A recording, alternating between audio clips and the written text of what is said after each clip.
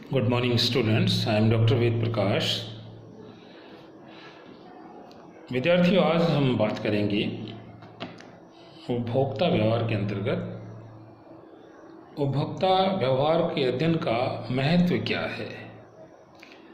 हम क्यों consumer behaviour को इतनी इम्पोर्टेंस देते हैं और कंज्यूमर बिहेवियर को अध्ययन हम क्यों करते हैं, इससे क्या फ़ायदा है, इम्पोर्टेंस या महत्व क्या है कंज्यूमर बिहेवियर की स्टडी का। तो देखिए, जैसे जैसे व्यवसाय बढ़ता जा रहा है, व्यवसाय में कंपटीशन बढ़ता जा रहा है, प्रोफेशनल मैनेजर्स का प्रवेश हो गया है और उपभोक्ता भी जागरूक हो गए हैं, विवेकशील हो गए हैं, वे भी बाज़ार के बारे में संपूर्ण ज्ञान रखते हैं, इन्फॉर्मेशंस का ओवरफ्लो है, सब लोगों के पास सूचनाएं बहुत तेज़ी से पहुंच रही हैं और बहुत सारी सूचनाएं पहुंच रही हैं।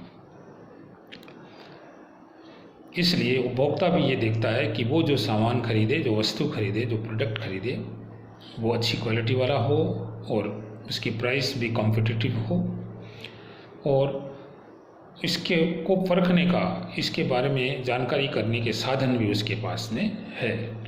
तो इसलिए प्रबंधकों के सामने भी एक बड़ी चुनौती आ गई है कि वो कंज्यूमर बिहेवियर के बारे में जाने और उसके अकॉर्डिंग अपनी नीतियाँ और व्यूह रचनाएं तैयार करें ताकि बाजार में सफलता प्राप्त कर सकें।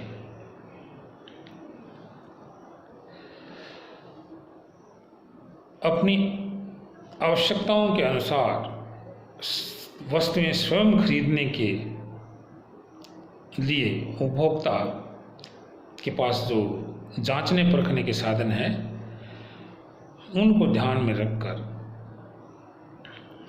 प्रबंधकों को योजनाएं बनानी पड़ती है।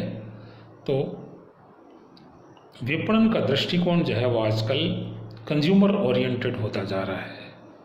अब उत्पादन कोई समस्या नहीं रह गया है। पुराने ज़माने में उत्पादन करना जो है वो एक बड़ी समस्या थी, उसके लिए मशीनें, तकनीक और अन्य साधन नहीं थे। आज नई नई मशीनें, नई नई तरह के साधन मिल रहे हैं, तो वस्तुओं का उत्पादन जो है वो बैकग्राउंड में चला गया है। अब प्रतिस्पर्धा है वस्तुओं को बाजार में बेचने की। व्यवसाय प्रबंधक बाजार से मात्र परिमाणात्मक विश्लेषण को ही अपर्याप्त अनुभव करने लगे हैं।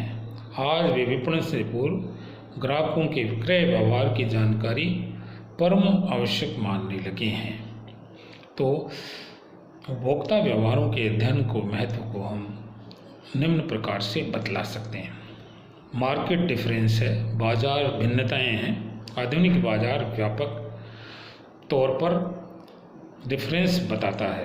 उपभोक्ता बाजार, उत्पादक बाजार, पुनर्विक्रय बाजार, सरकारी बाजार और अंतर्राष्ट्रीय बाजार, ये बहुत कम समानताएं रखते हैं, जिनको देखते हुए ये निष्कर्ष नहीं निकाला जा सकता कि इन सभी के लिए कोई एक ही जैसी मार्केटिंग स्ट्रेटेजी बनाई जा सकती है। इन वर्तमान बाजारों की विशेषताओं को देखते हुए तो यह कहना भी बड़ा मुश्किल है कि जिस फर्म ने साबुन का सफलतापूर्वक मार्केटिंग किया है, वो अन्य दूसरे सौंदर्य साधनों का भी विपणन सफलतापूर्वक कर सकेगी। तो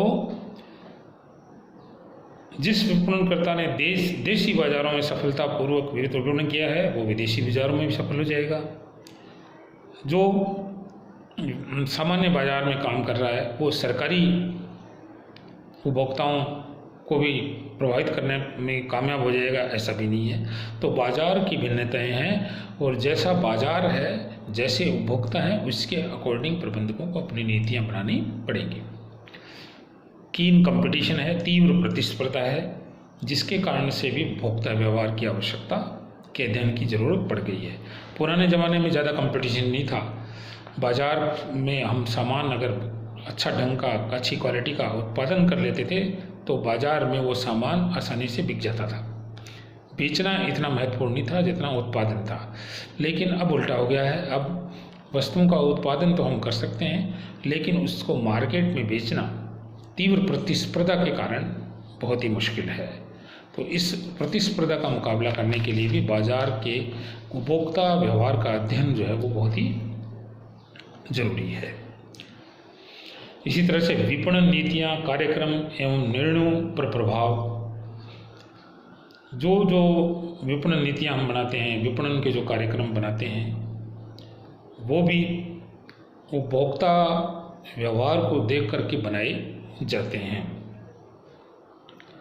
क्रेता व्यवहारों का अध्ययन वर्तमान में एक विशिष्ट विपणन तकनीक के रूप में अनिवार्य होता जा रहा है, क्योंकि प्रभावी विपणन नीतियों, कार्यक्रमों एवं निर्णयों को क्रेता व्यवहार प्रभावित करते हैं और क्रेता व्यवहारों को विपणन नीतियां, कार्यक्रम तथा निर्णय पुनर्निर्धारित करने होते हैं।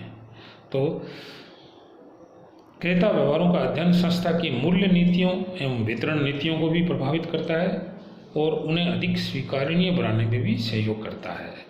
तो इसलिए इन सभी कारणों से हमें उपभोक्ता व्यवहार का अध्ययन करना पड़ता है।